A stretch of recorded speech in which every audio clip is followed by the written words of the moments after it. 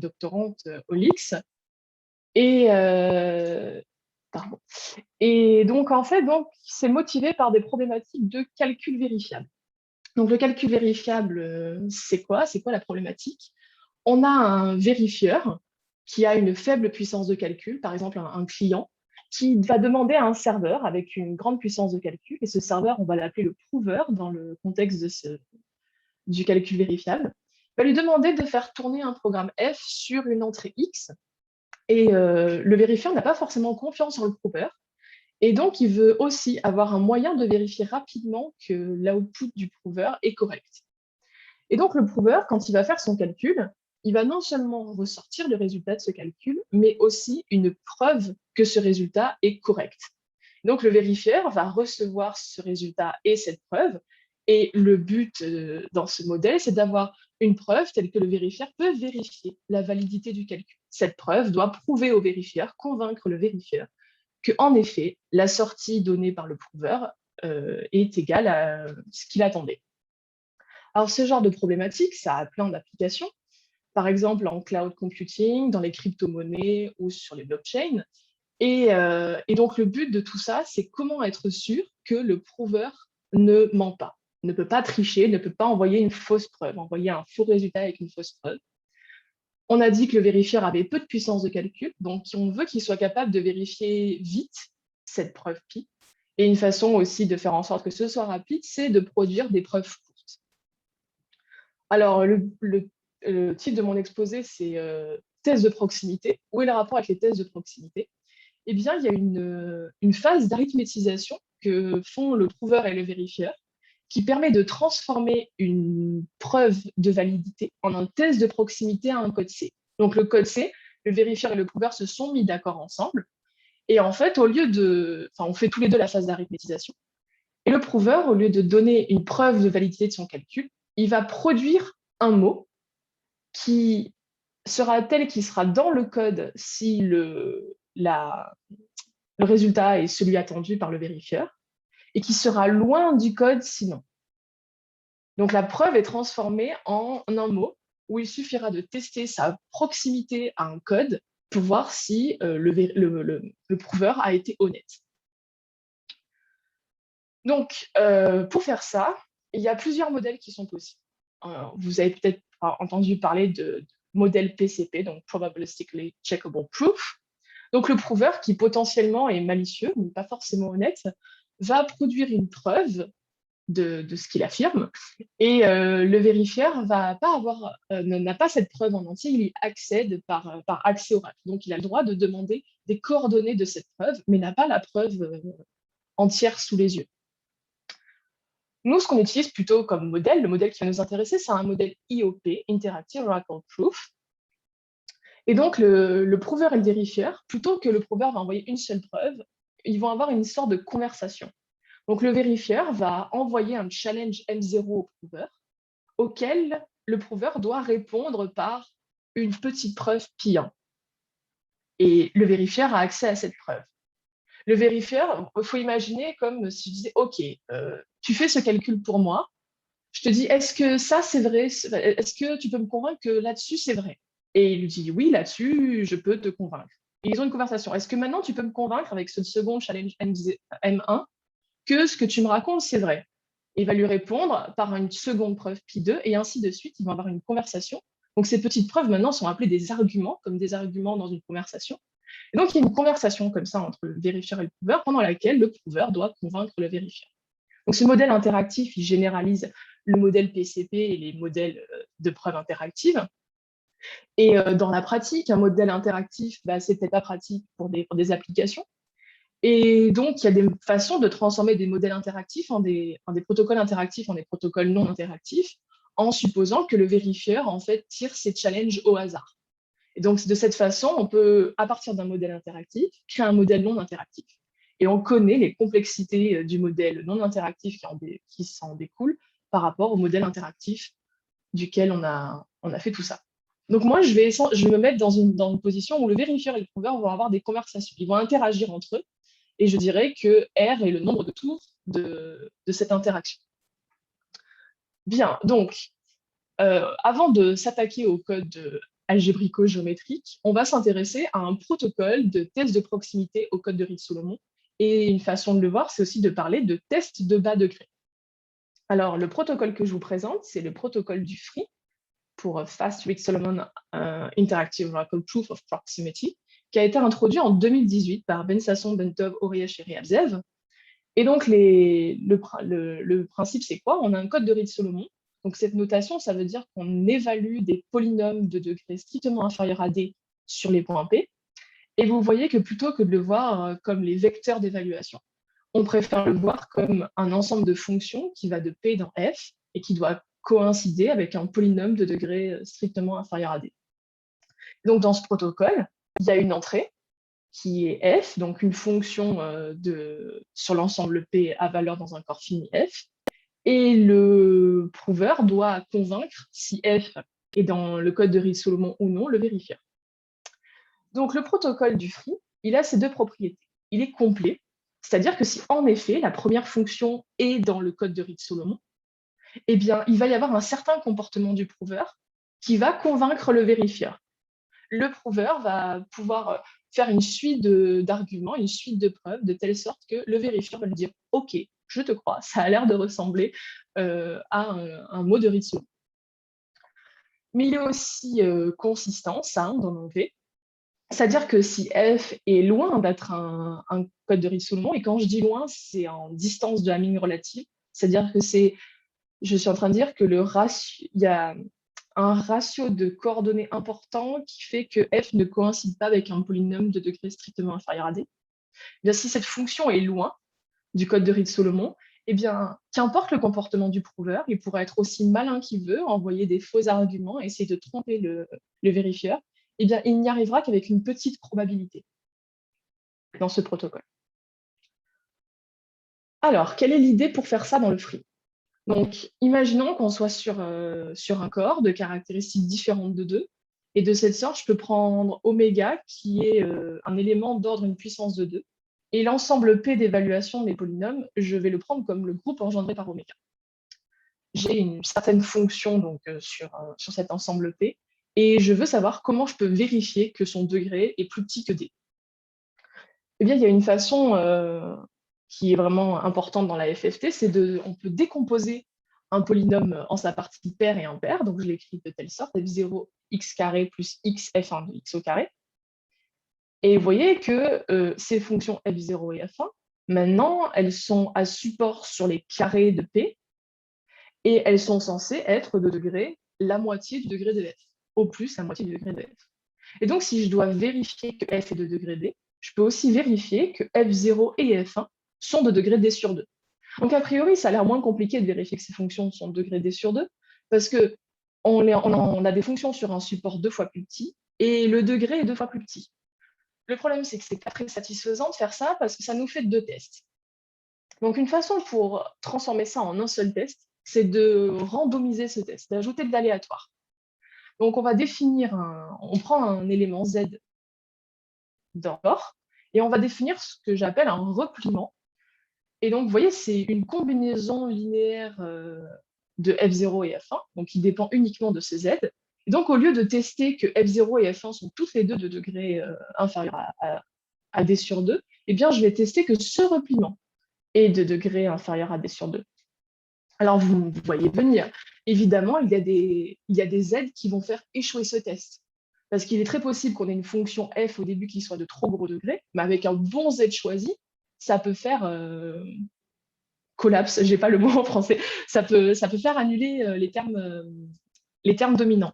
Par exemple, vous voyez, si j'ai cette fonction f, qui est donc de degré 3, donc je l'écris avec cette décomposition, vous voyez, donc il y a sa partie paire, ça c'est f0 de x au carré plus x f1 de x au carré. Donc quand je vais la replier, mes x au carré deviennent des x, et ce x-là, qui est là, eh bien, ça va devenir le z, donc ça va devenir moins 1. Le repliement de cette fonction-là en z égale moins 1, ça donne cette fonction-là. Donc, le repliement de ce polynôme de degré 3, il est de degré 0. Donc, a priori, si on voulait tester que ce polynôme était de degré strictement inférieur à 2, on dirait il suffit de vérifier que le repliement est de degré strictement inférieur à 1, et et ça marcherait. Eh bien, malheureusement, on voyait que pour certains cas, pour certains Z, on peut avoir un repliement qui est de petit degré attendu, mais la fonction de base qui est de trop grand degré. Mais en fait, ce comportement arrive suffisamment peu souvent pour qu'on soit content. Donc, ces opérateurs de repliement, donc en fait, ça me fait une famille d'opérateurs. Pour chaque Z, j'ai un opérateur de repliement. Et ils sont bien sympathiques. Ils sont bien sympathiques au sens où ils sont en quelque sorte complets. C'est-à-dire que pour n'importe quel Z, quand je replie un mot du premier, un vecteur, enfin, une fonction du premier code de Reed-Solomon, j'obtiens une fonction du second code de Reed-Solomon. Un polynôme de degré strictement inférieur à D est transformé en un polynôme de degré strictement inférieur à D sur D. Il y a une autre particularité de cet opérateur qui va être bien pratique dans le protocole, c'est ce qu'on appelle la localité. C'est-à-dire que je peux calculer la valeur de mon repliement en un point en accédant qu'à 2 coordonnées de f. Et ça, intuitivement, vous le sentez bien, mon repliement, il est linéaire en z. Donc, il me suffit de 2 valeurs pour avoir la valeur en un point de P'. Et donc, c'est juste une interpolation d'un polynôme de degré 1 en z. Et il y a une préservation de la distance. Quand bien même il y a des mauvais z qui font chuter le degré, eh bien, il n'y en a pas tant que ça. Donc, ça veut dire que si la fonction f de base était très loin du premier code de Reed-Solomon, eh bien, avec une grande probabilité, à part pour quelques z, eh bien, le repliement de f en z sera aussi très loin du second code de Reed-Solomon. Donc, cet opérateur de repliement, il va nous permettre de transformer un test de proximité à un code de Reed-Solomon en un autre test de proximité, probabiliste cette fois-ci, à un code de Reed-Solomon qui est de longueur 2 fois plus petite et de dimension 2 fois plus petite. Alors, comment on fait ça? Qu'est-ce qui se passe dans le protocole? Donc, je vous rappelle qu'on est dans un protocole interactif. Donc, il y a cette input F0 auquel le vérifieur a accès par Oracle et le prouveur a cette fonction F0. Et donc, le vérifieur demande au prouveur est-ce que F0 est dans le code de Reed-Solomon défini sur le corps F, à support P et de dimension D. Et donc, le vérifieur va envoyer un challenge Z0 et le prouveur, s'il est honnête, doit calculer F1 comme le repliement du polynôme F0 en Z0. Et ainsi de suite. Le vérifieur va envoyer un autre challenge Z1 et le prouveur, s'il est honnête, va calculer F2, qui est le repliement de F1 en Z1. Et ils vont comme ça replier un certain nombre de fois, de telle sorte que le dernier polynôme FR soit facile à tester. Par exemple, vous voyez que si on est arrivé jusqu'à un code de Reed-Solomon de dimension 1, il faudra tester si le polynôme FR si la fonction FR est constante, par exemple. Donc un test facile. Le free va faire en sorte qu'on replie suffisamment de fois, il y a suffisamment d'interaction entre le vérifieur et le prouveur pour que le dernier test soit un test facile. Et donc, on suppose que le prouveur, dans ce cas-là, est honnête et a replié, mais évidemment, il peut ne pas être honnête. Parce que, il peut, dans le cas de la blockchain, on peut vouloir faire croire qu'on a fait une transaction alors qu'on ne l'a pas faite, ce genre de choses. Donc, on peut avoir comme ça un prouveur qui est malhonnête. Et pour empêcher cette malhonnêteté du prouveur, eh bien, on utilise cette fameuse propriété de localité qui dit que je peux calculer la valeur d'un replié en accédant à en faisant 2 requêtes à la fonction de base. Et donc, le vérifieur, il va tirer un point au hasard, il va vérifier si F1 en S1, c'est bien compatible avec est-ce que ça ressemble au fold de F0 en Z0, en utilisant comme ça ces 2 petites requêtes. Donc, lui, ça va lui coûter pas très cher, parce que je vous rappelle que le vérifieur, il est censé ne pas avoir une grande puissance de calcul, mais il fait que des interpolations de polynômes de degré 1. Et il vérifie si tout ça est consistant. Et à la fin, il vérifie qu'en effet, la fonction f est dans un petit code de Reed-Solomon. Et c'est pour ça qu'il faut replier un certain nombre de fois pour que le vérifieur soit capable de faire ça. Ok, si j'ai pas de questions jusque-là, c'est déjà bien. Si vous n'avez pas compris jusque-là, vous allez vivre un grand moment de science-fiction la prochaine demi-heure. Donc, il faut se manifester. Donc, du coup, là, comme ça, on a un protocole. Ce protocole, il est, comme je vous l'ai dit, il est complet. C'est-à-dire que si ma première fonction était dans le premier code de Reed-Solomon, eh bien, si le prouveur, il répond honnêtement au challenge, donc le vérifieur lui envoie un Z0, le prouveur, il replie sagement, eh bien, le vérifieur va être convaincu. Il va dire, OK, je te crois, c'est une fonction qui est dans le premier code de Reed-Solomon.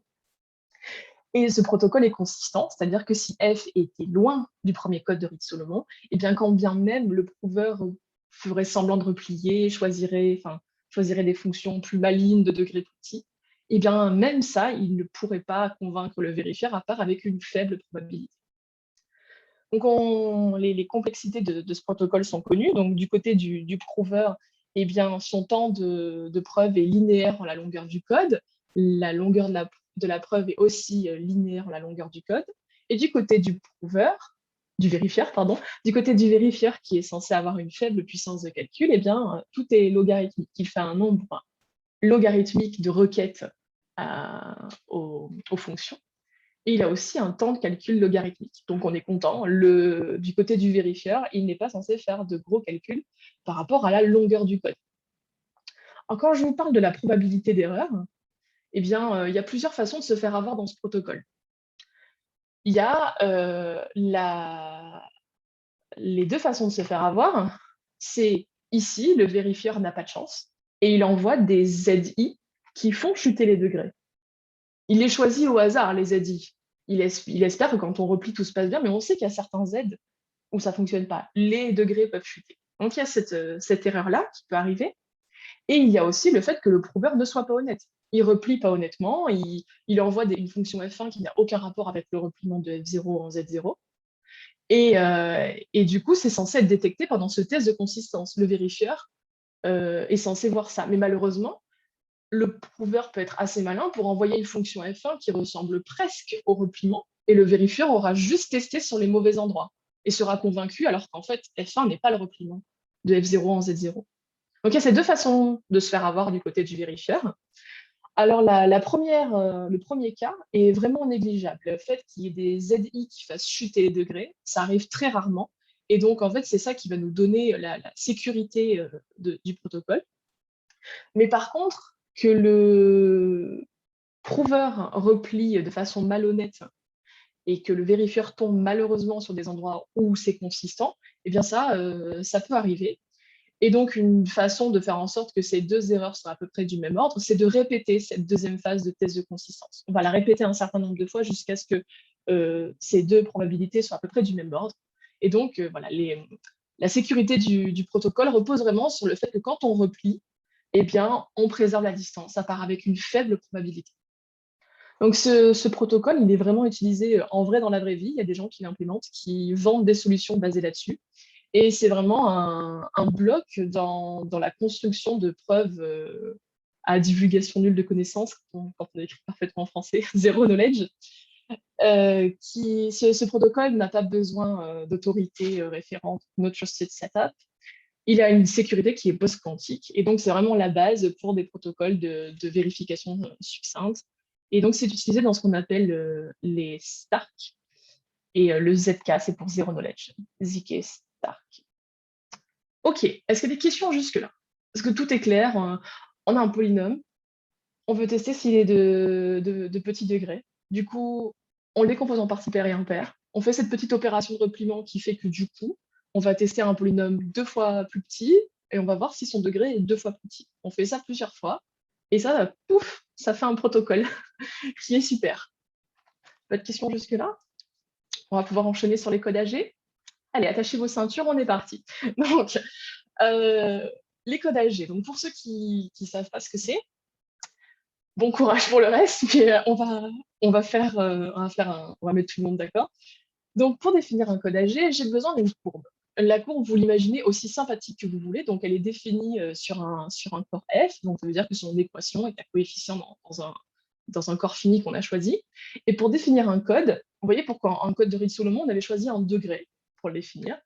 Eh bien, du côté des codes AG, on définit ce qu'on appelle un diviseur. Et donc, un diviseur, je le prends rationnel, c'est une somme formelle de points qui eux-mêmes sont définis sur mon corps. Je suppose, j'ai un corps de définition, mettons F4, et je veux que tous les points soient coordonnés dans F4. Donc, mon diviseur, c'est une somme formelle de points, c'est-à-dire qu'il s'écrit comme la somme des NP fois P. Un tel diviseur, son degré, c'est la somme des NP, et son support, eh bien, c'est les points qui apparaissent effectivement dans cette somme de points. C'est les points tels que le coefficient devant P ne soit pas égal à 0. Quand je dis c'est une somme formelle de points, il n'y a qu'un nombre fini de points qui apparaissent dans la décomposition de P. Sur ces diviseurs, on peut mettre une relation d'ordre partielle. Je dirais que D est plus petit que D' si tous les coefficients de D sont plus petits que les coefficients de D' pour chaque point. Et une fonction sur ma courbe, quand bien même vous ne serez pas totalement sûr de comment définir une telle fonction, eh bien, ça définit ça définit un diviseur. Et on dit qu'il est principal. Et ce diviseur, donc un diviseur, pour en définir un, c'est des points et des coefficients devant ces points. Eh bien, devant un point P, je vais mettre ce qu'on appelle la valuation de f en P. Si cette valuation est positive, ça veut dire que la fonction f s'annule en P de cet ordre-là. Et si elle est négative, eh bien, ça veut dire que la fonction f a un pôle en P de l'ordre moins la valuation. Okay, donc, le diviseur principal, il nous montre les zéros et les pôles de la fonction. La partie positive, c'est les zéros de la fonction. La partie négative, c'est les pôles de la fonction. Donc maintenant, j'ai tout défini pour définir ce qu'on appelle un espace de Riemann-Roch. Donc, un diviseur, ça va me définir un espace vectoriel. Et j'ai un peu alourdi la notation pour ceux qui ont l'habitude des espaces de Riemann-Roch. J'ai précisé la courbe ici, parce que je vais changer plein de fois de courbe. Donc, je précise ici que mon diviseur, il est sur la courbe C. Donc, un espace de Riemann-Roch, c'est l'ensemble des fonctions, telles que leur diviseur principal est plus grand que moins d, d'après cette relation. Et le diviseur principal, il est défini correctement uniquement pour les fonctions non nulles. Et pour faire de ça un espace vectoriel, je dois ajouter la fonction nulle. Donc, j'ai des fonctions. Et en fait, les fonctions qui sont dans un espace de Riemann-Roch, c'est leur permettre des pôles à un certain endroit, à certains points, avec une certaine multiplicité, et leur contraindre des zéros en certains points. Il faut vraiment voir ça comme ça. Je contrains les pôles et j'impose des zéros. Donc là, et ce que je ne vous ai pas dit, c'est que cette relation d'ordre, si D est plus petit que D', eh bien, j'ai une inclusion naturelle de l'espace de Riemann-Roch de D dans l'espace de Riemann-Roch de D'. Et donc, plusieurs fois, je vais vous inclure des espaces de Riemann-Roch dans d'autres. Il y a plein de façons d'inclure un espace vectoriel dans un autre, mais cette relation d'ordre, elle nous donne vraiment une façon naturelle de le faire. Et quand je vous dirai qu'un espace de Riemann-Roch est inclus dans un autre, ça veut dire qu'en fait, le diviseur du premier est plus petit que le diviseur du second. Donc, maintenant, j'ai tout pour vous définir ce qu'est un code AG. Donc, un code AG, pour définir ça, il me faut un ensemble de points sur ma courbe, et je suppose que ces points sont tous à coordonner dans mon corps fini. J'appelle n le nombre de ce point, et je prends un diviseur D sur cette courbe, qui est tel que le support de D ne rencontre pas les points. Et donc, de cette façon-là, je définis un code AG, CCPD, qui est l'image d'une application d'évaluation. Donc, en fait, une fonction de mon espace de Riemann-Roch, je l'évalue en les points de P et je forme un vecteur, comme ça, un vecteur d'évaluation. Alors là, ça doit quand même vous dire, ça ressemble quand même pas mal au code de Reed-Solomon. Eh bien, c'est fait pour. Quand vous prenez une courbe, la courbe qui est la droite projective, vous prenez un ensemble de points et vous prenez un diviseur D fois un point, votre point préféré. Mon point préféré, c'est 1, 0 sur la droite projective. Eh bien, ce code, il est ami-équivalent au code de Reed-Solomon de dimension D plus 1. Donc, en fait, ce que je suis en train de vous dire, c'est que l'espace de Riemann-Roch associé à D fois un point, eh bien, ça ressemble au polynôme de degré inférieur ou égal à D. Alors, vous vous rappelez que quand je vous parlais de code de Reed-Solomon dans le free, il ne les voyait pas comme des vecteurs d'évaluation, il les voyait comme des fonctions sur mon ensemble P à valeur dans mon corps. Je vais faire la même chose. Pour que ça soit suffisamment propre, en fait, je prends D de telle sorte que cette application d'évaluation, elle soit injective. Et donc, mon code, en fait, c'est des fonctions qui vont de P dans F et qui coïncident avec des fonctions de mon espace de Riemann-Roch. Est-ce qu'on a des questions jusque-là? Non? OK. Alors, comment, donc, quand je vous disais on veut généraliser le free, il y a ces histoires de on décompose en paire, en impair. Comment on fait ça sur des fonctions sur une? Eh bien, on utilise des groupes. Et on va faire agir un groupe sur notre courbe. Imaginons qu'on soit toujours sur notre fameuse courbe C, aussi sympathique que l'on veuille, et on suppose qu'il y a un groupe d'automorphisme de cette courbe qui est vraiment sympathique, c'est-à-dire cyclique, et vraiment, vraiment sympathique, c'est-à-dire que l'ordre de ce groupe est premier à la caractéristique. Donc, j'ai un groupe qui agit sur ma courbe, j'ai un groupe d'automorphisme de ma courbe cyclique, dont l'ordre est premier à la caractéristique. comme l'ordre est premier à la caractéristique, eh bien, je peux choisir zeta, éventuellement dans une clôture algébrique de mon corps, qui soit une racine primitive m de l'unité. Et donc, cette action de groupe sur ma courbe, eh bien, ça me fait aussi une action sur les fonctions de ma courbe. Le petit gamma, donc le générateur de grand gamma, il agit sur une fonction par précomposition. J'ai une action d'un groupe sur les fonctions de ma courbe, et un résultat d'Ernest Cani de 86 nous dit qu'il y a une fonction qui agit un peu comme un vecteur propre. Il y a une fonction mu sur ma courbe, telle que l'action de petit gamma sur mu, ce soit juste la multiplication par zeta. Donc une fonction, moi je la vois comme un petit vecteur propre. Et donc maintenant, je vais noter pi, qui est la projection canonique. Donc, vu que j'ai un groupe qui agit sur ma courbe, eh bien, je peux définir la courbe quotient C sur gamma, et pi, la projection de C sur sa courbe quotient. Eh bien, donc, on a gamma là, comme ça, qui agit sur les fonctions. Et donc, si je prends un diviseur, eh bien, gamma va aussi agir sur son espace de Riemann-Roch. Pour que cette action soit sympathique, eh bien, j'ai besoin que le diviseur soit gamma invariant. Donc, par exemple, imaginez-le porté par des points qui sont fixés par gamma. C'est une façon de faire un diviseur gamma invariant. Donc, j'ai cet espace de Riemann-Roch, j'ai un groupe qui agit sur mon espace de Riemann-Roch, du coup, et mon espace de Riemann-Roch, c'est un espace vectoriel. Et donc là, on sort notre théorie de représentation, et on dit quand j'ai un groupe qui agit sur un espace vectoriel, eh bien, c'est une représentation de ce groupe, et ça se décompose en petites sous-représentations. Alors là, pas de panique pour ceux qui ont peur des représentations. Comme mon groupe est cyclique, c'est super facile. Ça veut dire que mon espace de Riemann-Roch, je peux le décomposer en blocs, que j'ai noté LCDJ, où en fait, les gens du JM bloc, c'est les gens tels que l'action de petit gamma sur eux, ce soit juste la multiplication par zeta-j. Donc, il y a les personnes qui sont invariantes. Le LCD0, c'est les gens tels que l'action de petit gamma les laisse invariants. Ensuite, il y a ceux tels que l'action de petit gamma soit la multiplication par zeta, et ainsi de suite pour les puissances successives de zeta. Donc ça, c'est vraiment un résultat de représentation classique sur les groupes cycliques. J'ai décomposé en des sous-représentations. Et là où vraiment il y a un résultat intéressant qui va nous sauver la mise pour faire un truc à la free, c'est un autre résultat donc, de Cani qui dit, en fait, ces blocs-là, eh bien, ils proviennent d'espaces de Riemann-Roch sur le quotient. Donc, aussi moche soit cette formule, tout ce qu'il faut retenir de cette formule, c'est que ces petits blocs dépendent d'espaces de Riemann-Roch qui sont totalement explicites, ils dépendent du diviseur de la fonction mu, cette fameuse fonction simili-vecteur propre de M et de la projection pi. Il y a une partie entière, parce que vous voyez que j'ai divisé par M, et un diviseur, ses coefficients étaient entiers. Donc, la partie entière d'un diviseur, c'est juste prendre la partie entière de ses coefficients. Et donc, ça veut dire quoi, en fait, en plus propre? Ça veut dire que, enfin, en plus clair, ça veut dire qu'une fonction de cet espace de Riemann-Roch, je vais pouvoir l'écrire grâce à M fonctions fj qui sont dans des espaces de Riemann-Roch, la courbe quotient, de cette façon-là.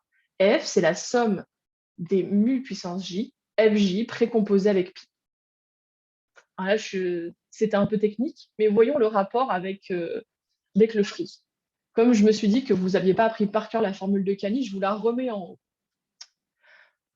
Donc, dans le free, on a dit qu'on utilisait des codes de Reed-Solomon. Les codes de Reed-Solomon, ce sont des codes en fait sur la courbe P1, sur un ensemble P. On avait pris P comme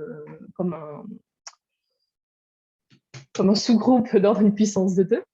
Et les polynômes de degré D eh bien, correspondent cet espace de Riemann-Roch, là, ça correspond donc au Reed-Solomon de dimension D+. J'ai besoin d'une action d'un groupe. Je vais prendre une action super simple. Je prends gamma qui a x0, x1 associé x0 moins x1. Donc, c'est juste, si vous ne voulez pas voir ça dans P1, mais dans A1, sur la droite affine, eh bien, x, j'associe moins x. C'est donc une involution, ça me fait un groupe d'ordre z sur 2z. Et l'application de projection, eh bien, c'est juste mettre au carré. Donc, qu'est-ce que nous dit les résultats de Cani? Pour le résultat de Cani, j'ai besoin d'une fonction mu qui soit telle que l'action sur mu soit la multiplication par une racine deuxième de l'unité, donc par moins 1. J'en ai une, c'est très facile de trouver une fonction qui fasse ça. Par exemple, petit x, je la définis comme grand x1 sur grand x0. voyez que cette fonction, elle est telle que l'action de petit gamma, ce soit juste la multiplication par -1. Donc, j'ai cette fonction mu, je la connais, et je connais aussi son diviseur principal. On a dit la partie positive, c'est les zéros de x, donc c'est quand x s'annule. Et la partie négative, c'est les pôles de x, c'est quand x0 s'annule. Et le point P infini, c'est celui où x0 s'annule. Et du coup, quand vous y pensez, donc, l'action que j'ai faite, c'est juste mettre x à -1. Donc la théorie de représentation devrait me dire, mes polynômes, ils sont stables sous cette action x donne moins x, mes polynômes d'un certain degré. Et la théorie de représentation me dit, bah, du coup, ça se décompose en deux parties. La partie qui est invariante, les polynômes pairs, et la partie qui se prend un -1 dans la tête face à cette action, la partie des polynômes impairs. Donc la décomposition donnée par Cani, c'est vraiment ça. J'ai les polynômes pairs plus x fois les polynômes impairs. Enfin, les polynômes impairs écrits comme un multiple de x. Mais là où c'est un petit peu plus fort, le truc de Cani, c'est qu'il nous dit exactement de quel degré prendre ces polynômes. Donc ça nous dit, je peux écrire un polynôme comme f0 de x au carré plus x f1 de x au carré.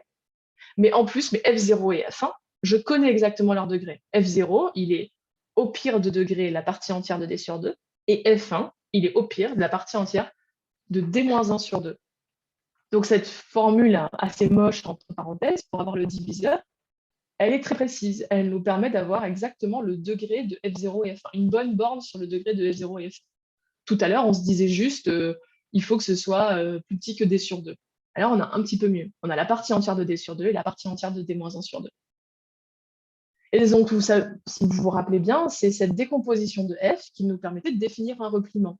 On avait f0, f1, et ce x-là, on le changeait en z. Le repliement, on disait, eh bien, c'est pour un z fixé, on le définit comme f0 plus zf1. Donc là, on a vraiment l'impression qu'on a à peu près tout pour faire du free sur les fonctions. Enfin, ce que fait le free, c'est vraiment la même chose que ça utilise cette décomposition de Cani. C'est une version pédante de partie paire, partie impaire. J'ai une petite remarque que je glisse comme ça, c'est qu'en fait, dans le free, en pratique, ils utilisent D qui est impair, et ça nous garantit que ces deux degrés-là soient les mêmes. Et donc, ça veut dire que vraiment, cet espace de Riemann-Roch, il est splitté, il est partagé en deux espaces qui sont vraiment des copies l'un de l'autre. Il n'y a pas de différence entre ces deux espaces, et ça aide vraiment dans le protocole du free, et ça va vraiment nous embêter un peu plus tard sur d'autres cours. Ok, donc on voit le rapport entre le résultat de Cani et la décomposition paire et impair du free. Voyons voir ce que fait le résultat de Cani sur d'autres courbes. Par exemple, une courbe de Kummer. Donc pour définir une courbe de Kummer, j'ai besoin de n et d qui sont premiers entre eux, et de n qui est premier à la caractéristique, de telle sorte, encore une fois, que je puisse prendre zeta, une racine énième de l'unité. Une courbe de Kummer, c'est défini comme ça. C'est y puissance n qui est égal à f de x. Donc f, c'est un polynôme juste de x qui en plus est séparable.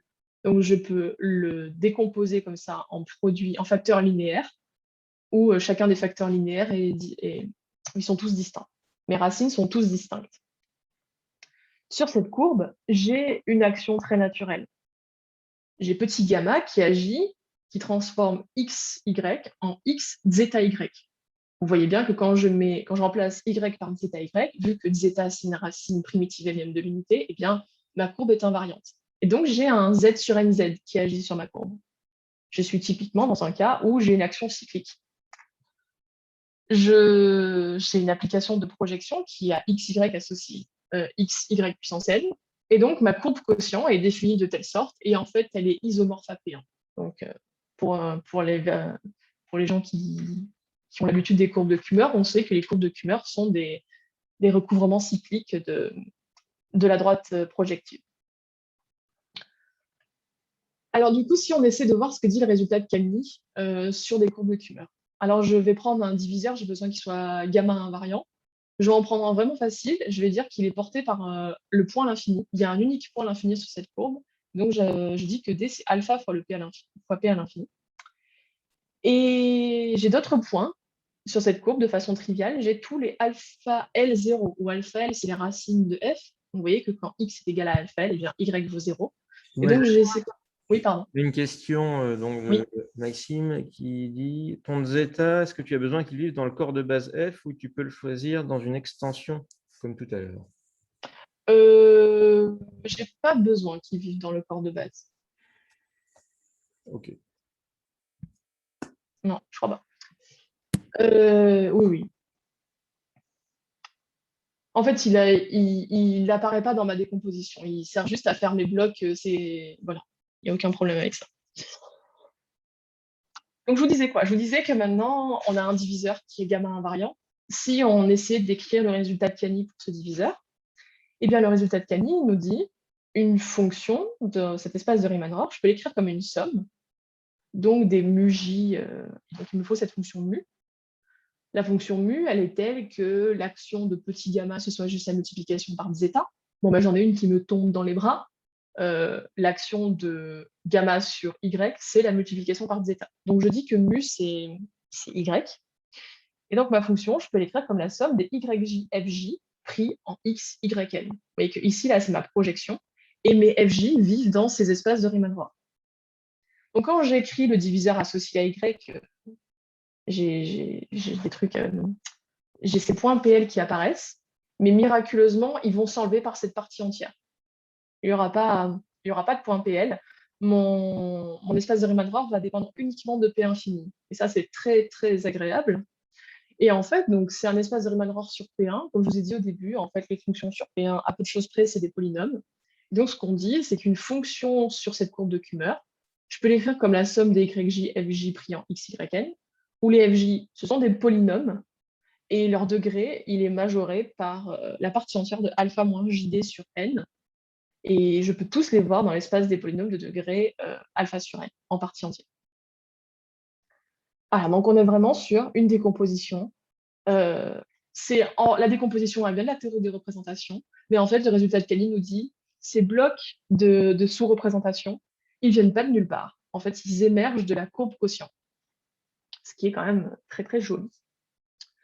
Alors, comment on utilise, si j'ai pas d'autres questions, il n'y a pas d'autres questions?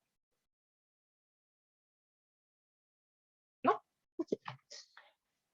Comment on va pouvoir utiliser tout cet attirail pour faire un opérateur de repliement? Vous voyez, celui qui disait, je prends une fonction et je la transforme en une fonction 2 fois moins longue, enfin sur un support 2 fois moins long de degré 2 fois plus petit. Donc, pour utiliser mon résultat de Cani, je suppose que j'ai une courbe, je suppose que j'ai un groupe qui agit là-dessus, un groupe cyclique, et j'appelle toujours pi ma projection canonique. Donc, l'idée du free, c'était de dire, grâce à mon opérateur de repliement, je peux transformer un test de proximité à un code en un autre test de proximité, à un code qui serait plus simple. Et quand je dis plus simple, eh bien, je veux que ce code, en fait, soit sur la courbe quotient. C'est ce qu'a l'air de dire le résultat de Cani. Donc, pour utiliser le résultat de Cani, eh bien, je vais prendre D, je ne vais pas le choisir n'importe comment, ce code AG. Je prends D qui est gamma invariant, parce que ça me permet de dire que ça me permet de décomposer mon espace de Riemann-Roch associé à D en des petits espaces de Riemann-Roch sur ma courbe quotient. Et je ne vais pas choisir P n'importe comment non plus. Je vais le prendre comme une union de gamma orbite de taille gamma. Donc, je ne veux pas qu'il y ait de points ramifiés. Donc, ça veut dire qu'en fait, gamma, il agit librement sur P. Donc, une autre façon de dire, c'est que par la projection, j'ai exactement n antécédent d'un point dans cet ensemble. Ça va m'être utile parce que le P' pour mon second code, je vais le définir comme l'image de P par cette projection. Donc ce P', il a un cardinal qui est exactement P sur M, parce que chaque point de P' a exactement M antécédent par la projection. Et le diviseur des primes, pour définir ce code, eh bien, je vais le choisir de telle sorte que l'espace de Riemann-Roch associé à des primes, il contienne tous les petits blocs que la décomposition de Cani me fait apparaître. Comme je vous ai dit au tout début, quand je dis là qu'il y a une inclusion d'espace de Riemann-Roch, en fait, je la fais en disant que les EJ sont plus petits que des primes par la relation d'ordre que j'ai posée au début. Et là, on se dit, bon, ben, on a tout ce qu'il faut. Je peux définir un opérateur de repliement. Je peux écrire mon F comme une somme qui ressemble un peu donc, à une somme de FJ. Et ben du coup, mon opérateur de repliement, je remplace ce mu par un Z, par un Z sur FQ, et donc je définis un opérateur de repliement de telle sorte que ce soit la somme des z puissance j fois fj. Tous ces fj, ils appartiennent à ces espaces de Riemann-Roch, que j'ai tous mis dans un gros espace de Riemann-Roch. Donc du coup, un truc est clair, c'est que quand je replie une fonction de mon premier code, j'obtiens une fonction du deuxième code. Parce que j'ai tout fait pour ça. Mon diviseur, je l'ai choisi qui contienne tous les petits blocs de Kani. J'ai aussi cette fameuse propriété de localité, parce que j'ai choisi P' de telle sorte que chaque élément de P' est m antécédent par pi, et ça va me permettre de calculer la valeur du repliement en accédant aux m's antécédents par pi. Donc j'ai comme ça une localité à nouveau. Je peux calculer le repliement en un point en regardant peu de coordonnées de la première fonction. Malheureusement, on n'est pas aussi content que dans le free. On n'a pas cette préservation de la distance. Dans le free, quand on repliait un polynôme, eh bien, si le premier polynôme était loin du premier code de Reed-Solomon, le deuxième l'était aussi avec forte probabilité. Là, on n'est pas aussi chanceux. On ne peut pas prouver que si f était loin du premier code, alors, à part pour quelques z, le repliement est loin du second code. Ça, avec Sarah, ça nous a fait perdre 2 mois environ. Et donc, le problème là-dedans, quand je vous ai parlé de free, je vous ai dit, ah ouais, mais en fait, ils ont choisi les degrés vachement bien pour que leurs blocs de Kani soient tous les mêmes. Et nous, on n'a pas l'air de pouvoir faire ça quand on est plus sur P1. On ne peut pas dire que tous les blocs sont les mêmes, et donc on a des problèmes. Il y a des blocs de Kani qui sont strictement inclus dans le code qu'on ait choisi. Donc il y a des fonctions FJ qui... Enfin, non, ce que je veux dire, c'est qu'il y a des fonctions dans cet espace de Riemann-Roch qui ne sont pas dans les EIJ. On ne peut pas choisir tous les EIJ pareils. Ça nous pose un problème. Et donc, je vous épargne un peu les détails techniques. Mais pour résoudre ce problème, on a eu besoin d'introduire ce qu'on a appelé des fonctions équilibrantes, qui sont telles que une fonction, en fait, est dans ce petit bloc de Kani, si et seulement si elle est dans le LCD', mais aussi le produit avec NuJ est dans cet espace de Riemann-Roch. Il faut l'imaginer de cette façon-là. Si on veut montrer qu'une fonction h, elle est de degré d-1 et pas de degré d, eh ben, il suffit de dire que h est de degré d, mais que aussi son produit avec n'importe quel polynôme linéaire est de degré O plus d. Ça, c'est une façon de dire, en fait, h, elle n'est pas de degré O plus d, elle est de degré O plus d-1. C'est exactement similaire. On a un problème de dire qu'une fonction, elle n'est pas de degré O plus d, elle est de degré O plus d-1. On a besoin de trouver cette espèce de fonction qui va équilibrer les degrés pour que vraiment on soit sûr du degré du petit h. Pour des raisons techniques, on veut que le code C' ne soit pas trop grand par rapport au code C. Et donc, on peut choisir D' qui est l'un des blocs de Kani. On veut que l'espace de Riemann-Roch associé à D' contienne tous les blocs de Kani. Avec un peu de chance, il y en a un qui est plus grand que les autres. Et donc, on va supposer que c'est le cas, et on va supposer que c'est le 0e. C'est juste pour des raisons de notation. Et là, on définit un repliement qui va résoudre notre problème de préservation de distance. Il est plus casse-pied, parce que vous voyez qu'on n'a plus uniquement Z, on a Z1 et Z2. On a ce nouveau repliement qui ressemble à l'ancien en Z1, qui est la somme des Z1J, FJ. Mais on a une deuxième partie qui dépend de Z2 et qui fait intervenir ces fonctions équilibrantes. Donc, on a besoin de ces fonctions équilibrantes. Et malheureusement, on a une condition nécessaire et suffisante pour qu'une telle fonction équilibrante existe. Et pour ceux qui ont l'habitude de faire des fonctions, de voir des diviseurs sur des courbes, eh bien, de telles fonctions peuvent ne pas toujours exister. C'est pas vrai que pour n'importe quelle D', je peux trouver une fonction qui fasse ça. Malheureusement, une fonction équilibrante n'existe pas toujours. Et on en a absolument besoin pour la préservation de la distance. Donc, il va falloir choisir D soigneusement. Et je dirais que c'est vraiment là l'aspect technique le plus casse-pied de notre protocole. On a besoin de ces fonctions équilibrantes. On n'a pas trouvé mieux. Et pour préserver la distance par repliant. Mais on arrive à prouver qu'il en existe des fois. Par exemple, revenons à notre histoire de Kummer. Donc, notre courbe de Kummer a été définie comme ça, et on faisait agir Z sur NZ. Mais si on repense au free, il y avait plein de tours d'interaction. Il n'y avait pas juste un repliement, il y en avait plein des repliements. Une façon de faire plein de repliements, c'est de dire, OK, j'ai Z sur NZ qui agit dessus, Mais si mon N, je le décompose en produit de premier, eh bien, je peux d'abord faire agir Z sur P0Z, obtenir un quotient intermédiaire, faire agir Z sur P1Z, ainsi de suite. Je fais des quotients intermédiaires de, de mon revêtement de ces zéros par P1. Je fais des revêtements intermédiaires. Moi, j'ai plein de petits groupes cycliques qui agissent comme ça, et on aimerait voir si je peux replier. Est-ce que tout marche bien? Donc, j'ai besoin comme ça d'une suite de diviseurs sur chacune de mes courbes, qui soit gamma I invariant, et je vais être encore plus exigeante, et je vais demander à ce qu'ils soient supportés par des points qui soient fixés par gamma I, parce qu'on les connaît, les points qui sont fixés par gamma I. Il y a le point à l'infini. Je vous ai dit qu'une courbe de Kummer, elle a un unique point à l'infini. Il peut changer, mais il y en a toujours un seul. Et ces points PL qui sont sur toutes les courbes, les points alpha L 0, vous voyez bien qu'ils sont sur toutes les courbes de ma tour de courbe là. Et j'ai besoin que ces diviseurs DI, eh bien, il y ait ces fonctions équilibrantes à chaque étage pour m'assurer la préservation de la distance. Et ce qu'on a prouvé, c'est qu'en effet, je peux trouver des diviseurs D qui sont comme ça.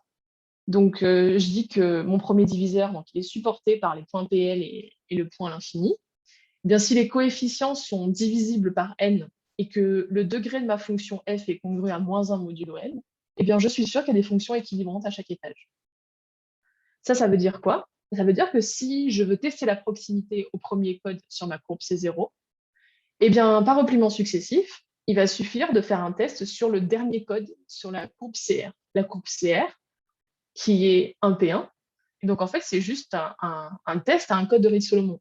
Et plus particulièrement, à la fin, on ne testait pas la proximité, on testait l'appartenance au dernier code. Donc, mon test de proximité, il est changé en un test d'appartenance à un code de Reed-Solomon, qui en plus est plus petit, au sens où le degré du diviseur, il est divisé par n, et le support aussi, la taille de mon ensemble d'évaluation est divisée par n. Et en plus, je connais la distance minimum de ce code. La distance minimale en français. La distance minimale de ce code. Et donc, eh bien, on fait la même chose que pour le free, tout va bien. On a une fonction, le prouveur doit convaincre le vérifieur que cette fonction est oui ou non dans un code AG. Donc, j'ai besoin d'un corps F pour le définir, d'une courbe C0, d'un ensemble d'évaluation P0 et d'un diviseur D0. Et donc, le vérifieur va lui envoyer un challenge Z0 qui, cette fois-ci, est dans FQ, parce que vous vous rappelez que j'ai besoin d'un Z1 et d'un Z2 pour définir mon repliement. Si le prouveur est honnête, il calcule le repliement de F0 en Z0, et ainsi de suite. Ils font une petite conversation jusqu'à ce que je sois arrivé au bout de ma tour de la courbe de Kummer jusqu'à P1. Donc, je replie comme ça un certain nombre de fois. Et le fait que j'ai la localité, comme dans le free, va permettre au vérifieur de tester la consistance. Il va pouvoir prendre un chemin de points, genre une espèce d'arbre de points, où il va tester la consistance. Il va dire, est-ce qu'en effet, FR ressemble au repliement de FR-1 en ZR-1? Et ainsi de suite. Il fait des tests, et à la fin, il faut juste qu'il teste que cette fonction FR, qui est donc un polynôme, soit de bas degré, soit bien dans un code de Reed-Solomon de degré petit.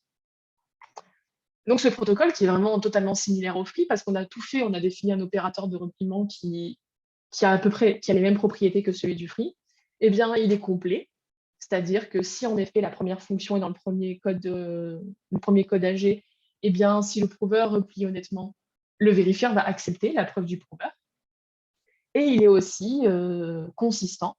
Si la première fonction était loin, eh bien, le vérifieur n'acceptera la preuve du prouveur, aussi malin soit-il, qu'avec une faible probabilité qu'on a calculée. Et il est possible, dans notre cas aussi, on sera amené à répéter cette deuxième phase de test de consistance pour coller un bon paramètre de sécurité. Donc vraiment, on a la même chose parce qu'on a été capable de définir un opérateur de repliement, mais c'est un peu contraignant. Contraignant, à quel point c'est contraignant? Je vais avoir besoin d'un groupe résoluble. Alors, comme il est fini, une façon parmi toutes les façons équivalentes de définir ce qu'est un groupe résoluble, c'est de dire que j'ai une suite comme ça. Donc, j'ai G qui est égal à G0, et j'ai une suite de sous-groupes distingués. Donc, G1 est distingué dans G0, G2 est distingué dans G1, ainsi de suite, jusqu'à un dernier groupe trivial.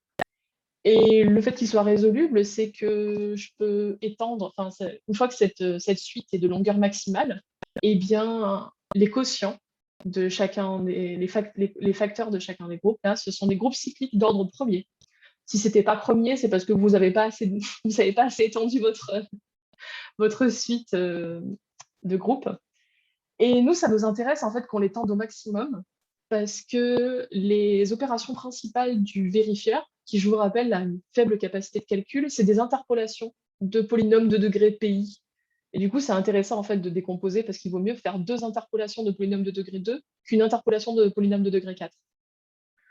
Donc, c'est pour ça que ça nous intéresse de décomposer au maximum. Et donc, pour que le protocole fonctionne, on a besoin qu'il y ait un groupe d'automorphisme sur ces zéros qui soit grand pour pouvoir replier plein de fois et qui soit résoluble. Et on a besoin d'un ensemble de points tels que l'action soit libre. Vous vous rappelez, pour qu'on ait la localité, pour que quand on projette, on ait bien le bon nombre d'antécédents. Et donc, ce groupe résoluble, ça nous permet comme ça de définir une suite de courbes. De cette suite de courbes, vu que j'ai un premier point, j'ai aussi une suite de points par projection successive.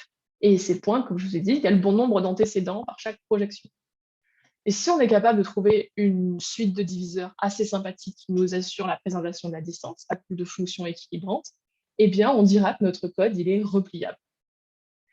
Et une fois que notre code est repliable, ça veut dire qu'on est capable comme ça, à partir d'un premier code, de construire une suite de codes qui soit de longueur et de dimension décroissante.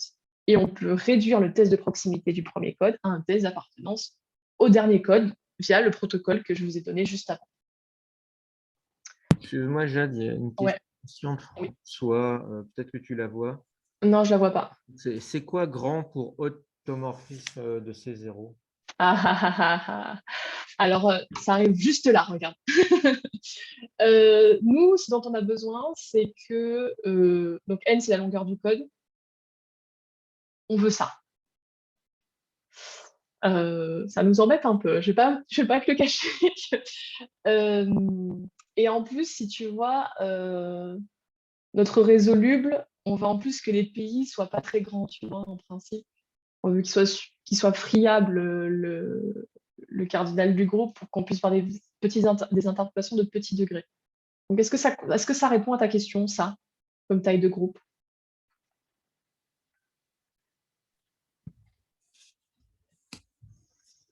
J'imagine que oui, parce qu'il ne répond pas, donc ça doit être bon. Non, Ah, mais il presque. faut un petit peu. Il dit Et N presque. déjà, alors longueur du code, donc du coup plus petit que que le nombre de points rationnels de la courbe. Tu n'es pas obligé de prendre tous les points rationnels de la courbe, parce que tu as besoin que ton groupe agisse librement sur ces points.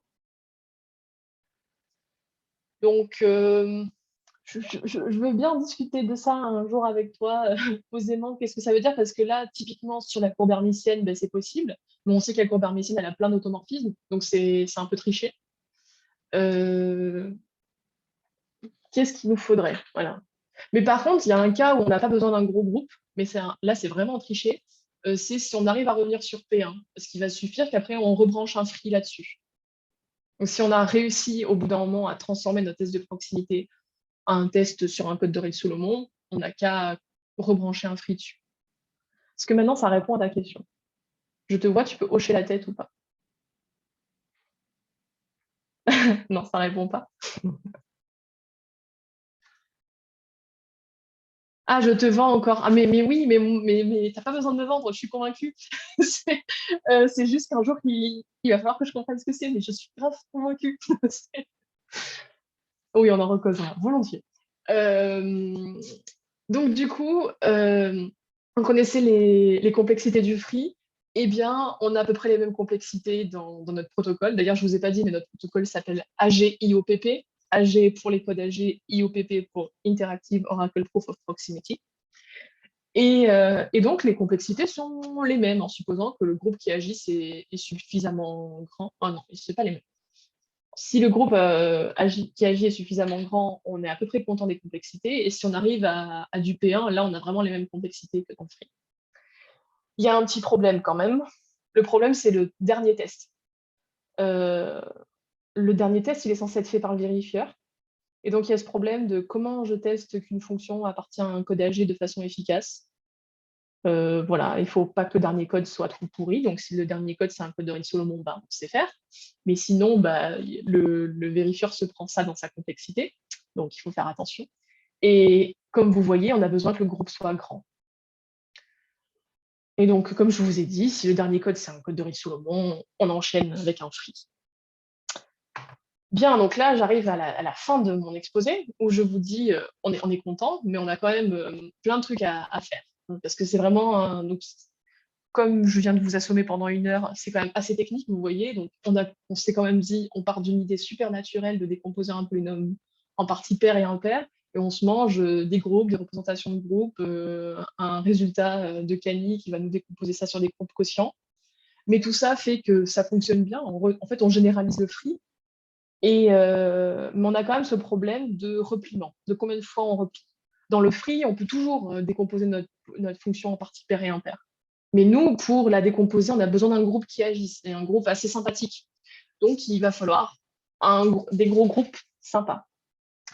Il y a aussi la soundness du protocole, donc notamment la probabilité d'échec, le fait que si on a une fonction qui était loin du code, à quel point le vérifieur a des risques de se faire piéger. Et bien ça a été amplement étudié dans le free, vu que, comme je vous ai dit, ils l'ont implémenté dans la vraie vie. Donc, eux, ils ont vraiment besoin d'avoir une soundness fine. Ils ont fait plein de travaux pour améliorer cette soundness. Est-ce qu'on peut faire de même sur les codes AG? La réponse, pour l'instant, est pas vraiment. Voilà.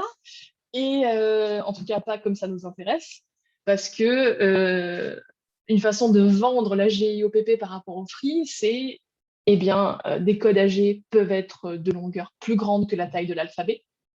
Pour l'instant, c'est à peu près la seule raison. Et donc, on y gagne en complexité, en vitesse de l'arithmétique. On peut avoir des codes plus longs, on peut être sur des corps plus petits. Et donc, là, il y a tout un pan qui s'ouvre. Voilà, tout ce que je vous ai donné comme famille qui rentre dans le cadre de la GOPP, c'est des groupes de cumeurs. Donc, on a la courbe hermitienne dedans, mais c'est quand même assez triste. Donc, il faudrait vérifier si on a d'autres courbes qui sont compatibles, d'autres codes qui sont compatibles avec ce protocole.